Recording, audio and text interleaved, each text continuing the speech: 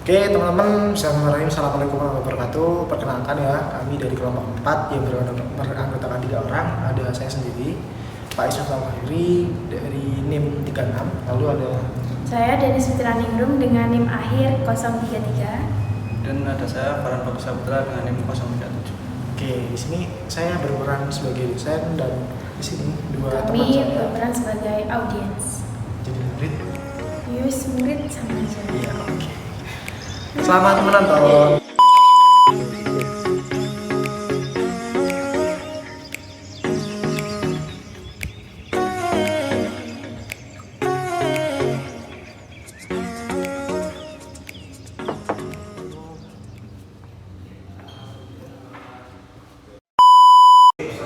Assalamualaikum warahmatullahi wabarakatuh. Waalaikumsalam warahmatullahi wabarakatuh. Teman-teman mahasiswa dan juga murid ya, di sini kita akan belajar mengenai aplikasi pemrograman PLC dengan Omron. Di sini ada yang udah tahu apa itu Omron dan juga PLC? Udah ada yang tahu belum? Belum ya? Oke, kalau belum ada kebetulan ya kita akan belajar mengenai hal ini. Oke, langsung saja ya.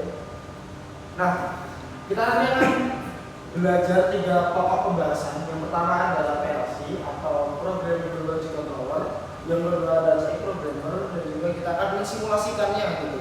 Jadi nanti kita tujuannya adalah bisa paham mengenai PLC, C programmer, dan juga bisa mensimulasikan. Di sini ada PLC ya, ada pengertian dari PLC. PLC atau Programmable Logic Controller ini atau bisa sering disebut dengan PLC merupakan suatu controller pengatur kendali yang bekerja berdasarkan logik atau logika tertentu if yang dapat diprogram dan diprogram ulang ataupun diprogrammable atau reprogrammable. Oke teman-teman, kita lanjutkan ya. Yang selanjutnya ada komponen dalam PLC. Nah, di dalam PLC itu mempunyai 6 komponen ya teman-teman. Yang pertama ada Central Processing Unit atau CPU. Ini biasa digunakan untuk memeriksa status input, menjalankan program, dan juga memperbarui output. Lalu yang selanjutnya ada memori. Di sini memori digunakan untuk menyimpan program dan data pada PLC. Jadi setelah PLC itu diprogram akan disimpan dalam memori. Lalu ada power supply. Biasa ya, power supply itu digunakan untuk mengalirkan sumber daya listrik pada PLC agar PLC bisa hidup. Lalu ada input. Input ini berguna untuk memonitor perubahan status dari perangkat input yang tersambung ke PLC. Kalau ada output, menghasilkan sinyal yang akan dikirimkan ke perangkat output.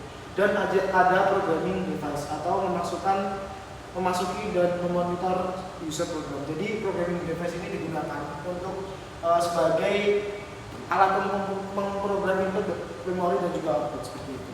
Lalu yang selanjutnya adalah fungsi dari PLC itu sendiri gitu. Nah, di sini ada 2 fungsi ya dari PLC. Yang pertama sebagai sequential control atau kontrol berurutan yang berdefinisi PLC memproses input sinyal kemudian menjadi output yang digunakan untuk keperluan pemrosesan yang secara berurutan.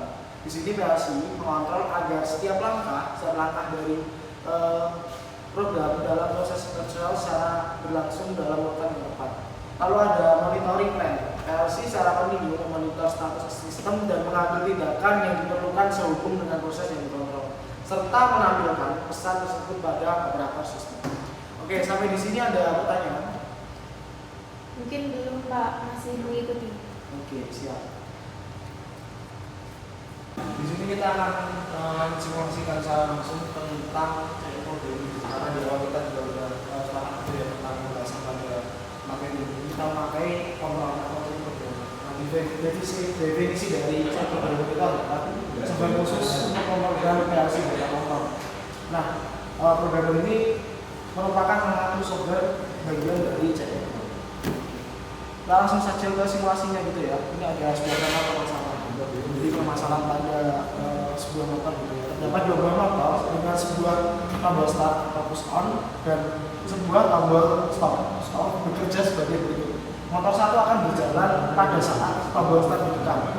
Selang 3 detik, motor 2 akan berjalan secara otomatis dan motor 1 akan berhenti. Motor 2 akan berhenti setelah berjalan selama 3 detik. Seperti itu. Oke teman-teman. Di sini ada rangkaian yang sudah saya buat tadi gitu ya, yang saya buat untuk contoh permasalahan. Tapi ketika saya coba di laptop ini, di laptop bapak tadi kok error kenapa ya? Mungkin nanti ada yang coba nggak? Ada yang bisa mensimulasinya nggak? Mungkin dicoba dulu Pak. Dicoba dulu. Ya, Oke. coba buat simulasinya. Oke, ada yang udah bisa belum? Ini udah dicoba tadi Pak. Oke, gimana? Nah ini tadi kan, ini buat timernya tadi 3 detik udah di setting. Ini udah di online kan. Iya, di online kan pakai itu ya. Ya. Ctrl Shift Control V. Shift V tadi. Oke, siap. Coba dijalankan, dihidupkan di sini. Gimana ini Pak? Oh ya, untuk menghidupkannya ya teman-teman, itu CTRL atau Ctrl J gitu. Silakan. Control G. Nah, di Ini sini udah timernya hidup ya. online. Ya, timernya udah Motor jalan. 1, terus motor 1 tadi hidup, Ya. motor 2 hidup 3 detik, lalu motor 1 hidup 3 Ya, detik. ini dan udah sesuai sama yang soalnya. digantikan. Mm-mm. Oke, bagus. Yang lain udah belum?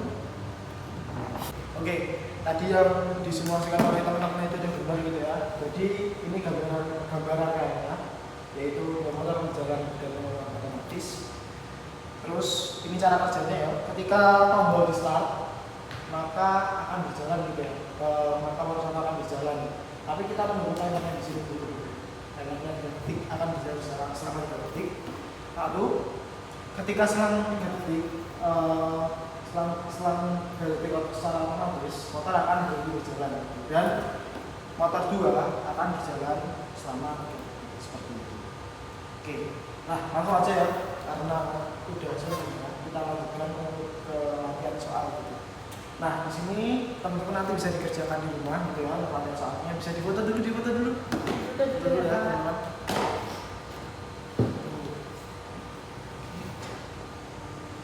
Sudah Pak. Oke, satu soal aja. Untuk soalnya nanti buatlah pemrograman sebuah motor putar kanan kiri otomatis dengan logika sebuah motor akan berputar ke kiri saat tombol start terbuka. Setelah waktu 3 detik motor akan berhenti otomatis selama 3 detik. Selanjutnya motor secara otomatis berputar ke kanan selama 3 detik. Kemudian motor mati secara otomatis seperti itu. Simul ya teman-teman. Apakah ada pertanyaan mengenai ini pemrograman PLC dan juga Alma? Mungkin belum Pak, untuk simulasinya tadi kan udah berhasil. Mungkin nanti buat soal latihannya bisa kerjain, misal ada pertanyaan bisa ditanyain ya Pak.